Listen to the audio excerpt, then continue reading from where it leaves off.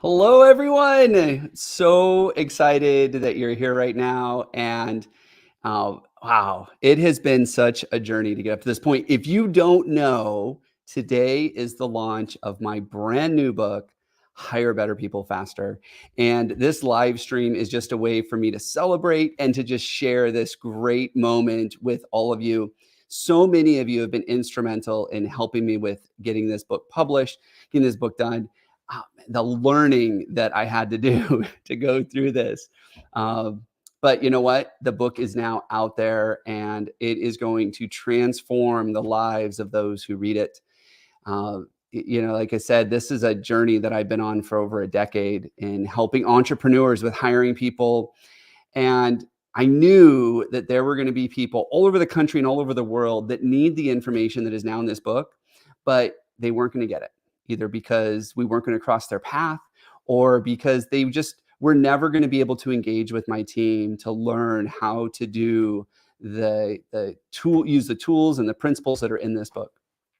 And so I just want to say thank you so much to everybody that's helped me get this far. And thank you to everyone that's going to continue to help me in promoting this book and just putting it in the hands of every entrepreneur, big or small.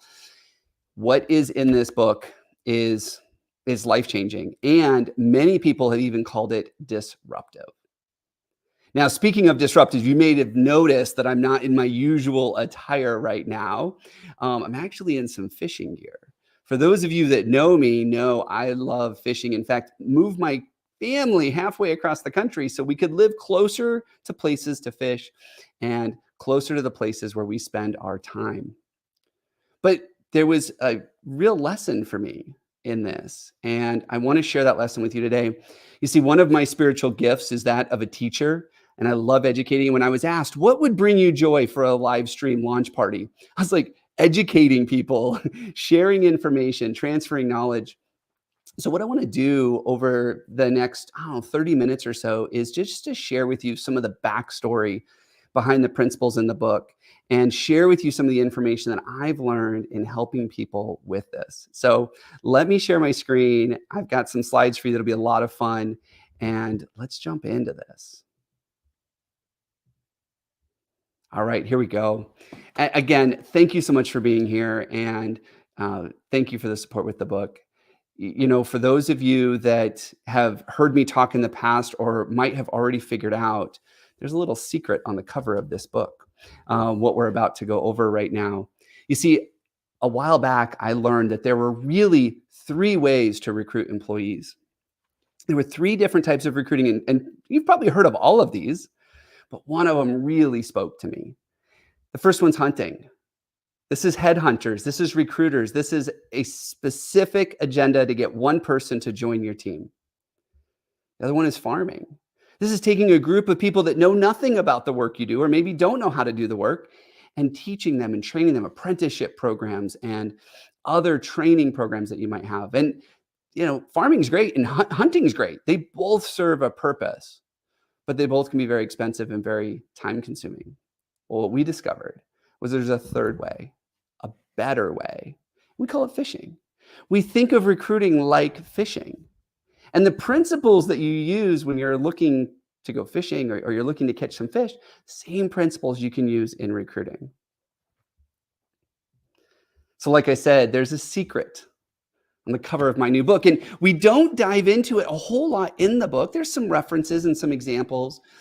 But I really wanted to make sure that this book was a useful tool for you, something that you could open up, leave on your desk, open it up and say, hey, how do we do this part better? But in order to do that, I knew that I'd have to shift your thinking. I'd have to show you a disruptive way to attract, hire, and retain the best employees. And so when we were putting the book together and we thought, how do we explain some of these concepts? How do we get people to think a little bit differently? So we created the Core Fit hiring system, which is the process explained in the book. You see, by shifting your thinking and thinking about hiring in a totally different way, you get different results. Now, the book gets in the nitty-gritty. Like I said, it's a how-to book, which is something that I know so many of you are looking forward to reading. But I want to share some of the concepts. And I want to do it in a fun way. I want to do it using some illustrations. See, I want you to be curious about these ideas, and I want people to learn who learn about these ideas to be curious as well. But I wanted to make it easy to share, hence the book, in so many different formats. So if you don't know, we've got it out there in all of the ebook readers, hardback, paperback, and as soon as it all gets approved, it will be available on audiobook as well. Uh, yes, I recorded it myself. Thank you, Christine. You know who you are for encouraging me to do that. It was not something I wanted to do, but so glad I did. Even though I don't know that I would ever do it again. Recording an audiobook is challenging in a way that I never thought I would be challenged, but so glad it's done now. And ultimately, I want you to approach recruiting differently, which is why we've made this so universally available in all these different formats. And I look forward to the day that we translate this into other languages because there are people all over the world that need this book as well. So what I'd love to do is jump in. And let's talk about fishing for better employees. Let me show you how these concepts in the book actually translate to the tools that we use every day, whether we're out fishing or recruiting for employees. So, one of the first principles that we talk about in the book is getting clear about who is right for you. And I decided I'm going to read a few excerpts from the book because for those of you that have written a book or know this process, one of the most challenging things for me, at least, was making sure that the information was clear enough to make sure that when anybody read it, there was no misinterpretation. And I'm sure that there are still some passages in here that aren't as clear as we'd like, but I really wanted to make sure that the information was usable right away. So on page 55 in the book, I introduced the core fit profile. It's the foundation of all messaging, placements, and tactics taken throughout the recruiting process, as it provides detailed information about who you'll be targeting. In the same way, you wouldn't spend money on marketing for new customers without determining who you're marketing to. You can't attract the right people until you know who those right people are. For this reason, the core fit profile is a game changer in how you recruit. It's a write-up that describes your ideal fit for a role. When you're done, you'll know who you need, how to craft a job ad that speaks to them, what you need to ask them in an interview, and how to measure their success. The core fit profile has 7 critical criteria. And for those of you that want to know what those 7 critical criteria are, they're on page 55 in the book. And we dig into each one. And each piece will bring you closer to great hires, bringing clarity to who you need in each position in our organization.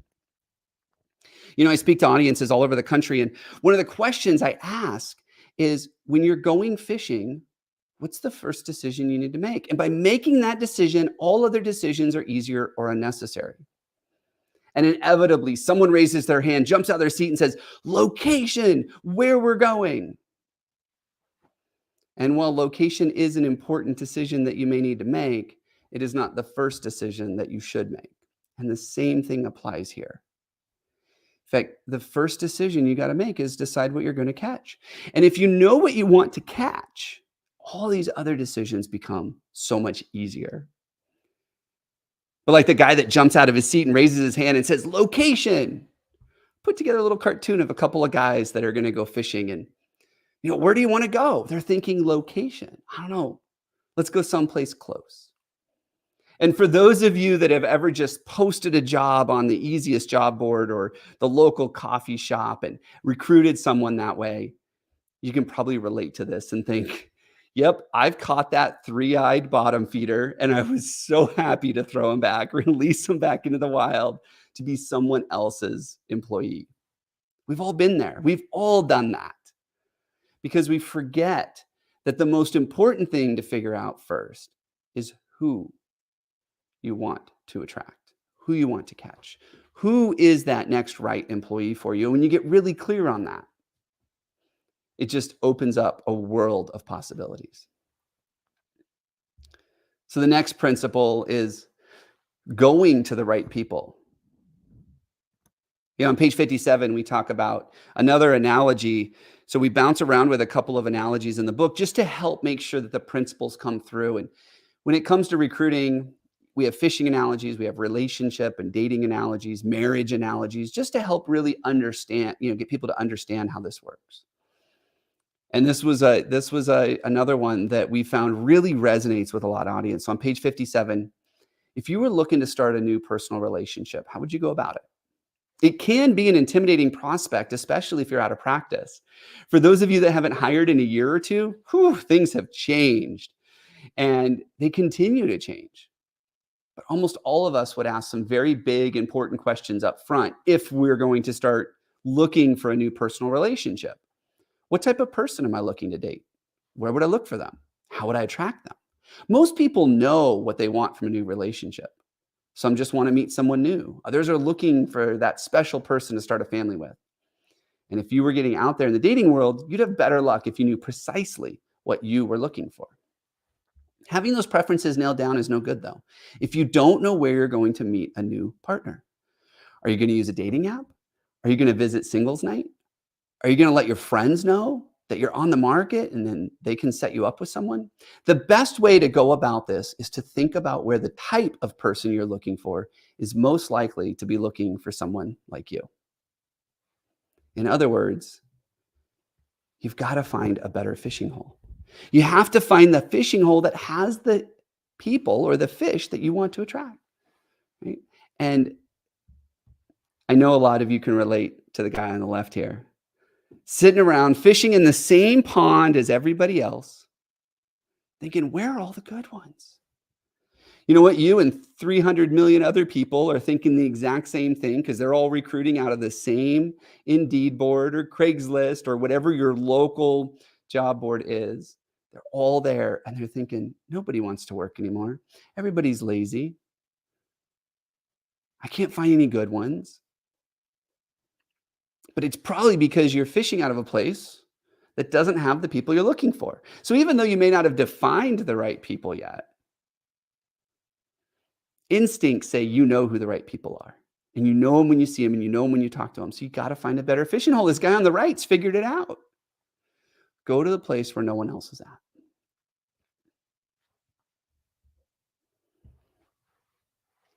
One of the next tools that we teach in the component on automate. And if you don't know, this is a deep dive into the 7 components of the CoreFit hiring system. And automate is one of them because what I know is that entrepreneurs are busy. In fact, there's a lot of entrepreneurs out there that are so busy, they might not even take the time to read the whole book. They're going to go in and grab the few pieces that they want, which is why when you grab the paperback copy of the book, we actually have at the end of each chapter, we actually have a couple of cliff notes, if you will. Just key points from the chapter, things that you can go apply right away. And if you go to the website at hirebetterpeoplefaster.com, after you've purchased the book, we've got some bonuses to give away as well. 12, in fact, tools and templates that we mentioned in the book that are yours to download and use as much as you need, delivered to you instantly. So that's available as well. And then for anybody that's interested in more of these tools and some additional tools that didn't make the cut in the book, if you purchase the audiobook, Jeremy and I actually did a podcast style interview where we talk through some of the principles in each chapter and give you more insight into them. So I knew that when it came to transforming your business and doing more in your business, you always are looking to use the right tools, which is why you now have a great one in Hire Better People Faster. But when we think about recruiting, what are the right tools? And this is on page 91 in the book. What if you didn't have to wear the recruiting hat anymore? What if you could automate many of the hiring tasks that take up so much of your time? You've likely seen automation's value in other areas of your company. For example, you may have a customer relationship management system, a CRM, that automates much of the customer communication. This same value can be found in automation for the hiring process. There are 3 components to automate recruiting. The first one is technology, the second one is delegation, and the third is process. Now, we dig into each component at a high level so you can adopt automation to create a consistent, repeatable process for attracting the right people without taking up all of your time. Now, if you're like most business leaders, there is definitely more to get done than you have time to do it. And if we don't look at not only the low-hanging fruit or prioritizing our day, but if we don't look at ways to automate or to improve some of our processes, we're going to be missing out on huge gains. So that's what we talk about. And the principle from fishing here is using the right gear. If I want to go catch trout, it's a different set of gear than if I want to go deep sea fishing. I want to catch some swordfish. Right? It's different gear for different purposes. But what we do usually as entrepreneurs and business leaders is we say, hey, you know what? Let's throw the biggest net we can and we'll see what we deal with. And so we use this all-purpose gear. We put together that job description that was written 10 years ago by our attorney, and we take that and we post it online because like, oh, it's just quick and it's easy, and we'll catch we'll cast a wide net and we'll catch a lot of people. But then what happens is we end up collecting things we didn't want. And we end up getting 200 resumes. 99% of the people don't even have the skills or the requirements that we need to even interview them. And we just think there's no one good out there. Now, it's not that there's no one good out there. You can see they caught a couple of good ones, but think of the mess that they have to sort through. And it's the same thing. I've been out fishing in the Gulf, and it's amazing how often you catch something you're not looking to catch. Even though you have the right gear, even though you have the right bait, it still happens. But when you're even clearer on what the right bait is, what the right gear is, where the right location is, it makes it so much more likely you're going to catch what you're looking for.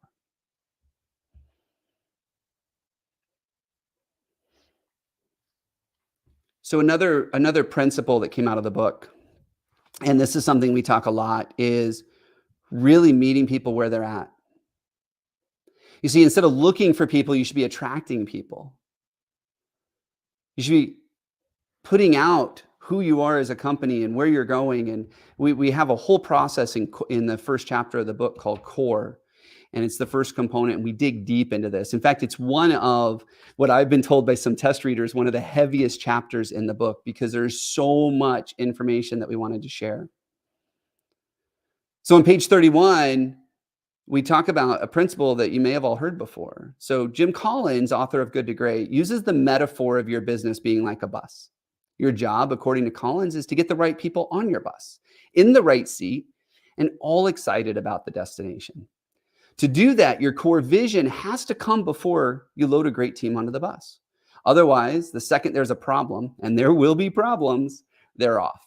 Any flat tires, heavy traffic, change in the itinerary, and they'll be off hailing down someone else for a ride.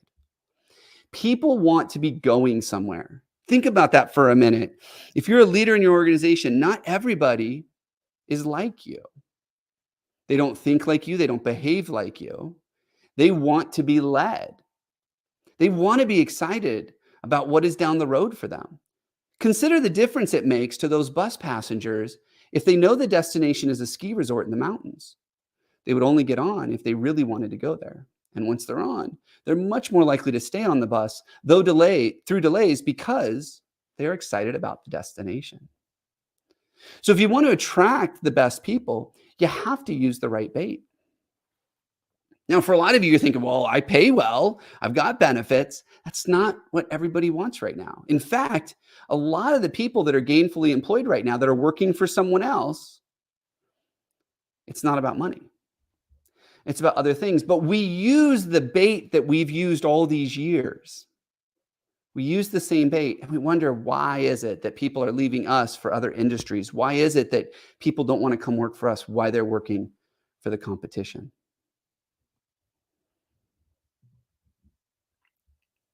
One of the last principles, and don't get me wrong, there are so many more principles inside this book that are important to your business. But one of the things that is really important to people and candidates especially is we move quickly. In fact, we talk about this a lot when we're writing the book. Who's our target audience? Who are we writing this for? Busy entrepreneurs. We got to get to the point, get through the stories quickly, and make sure that they get the tools they need. And that's how we've written this book, is to make sure that the tools are right there, front and center, easy for you to get, and why we created all those bonuses that you can get when you go to hire better people faster. So on page 129 of the book, we talk about, have you ever heard of speed dating?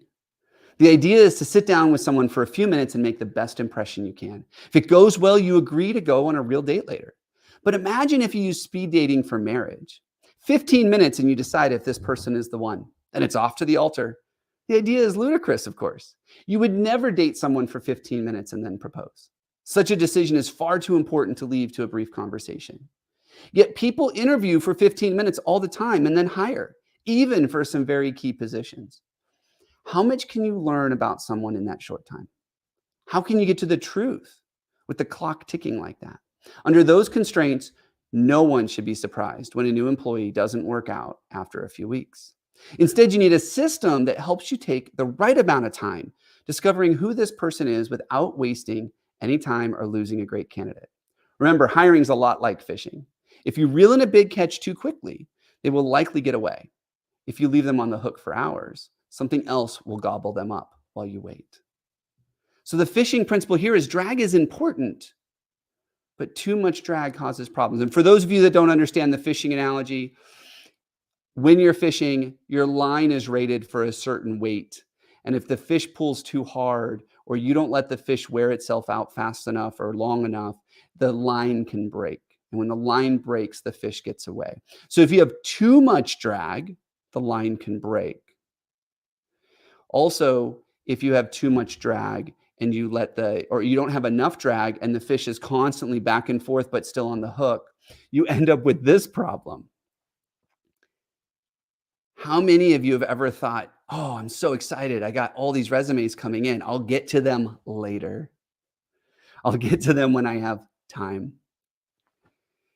And then we end up calling somebody and they don't ever reply. They ghost us.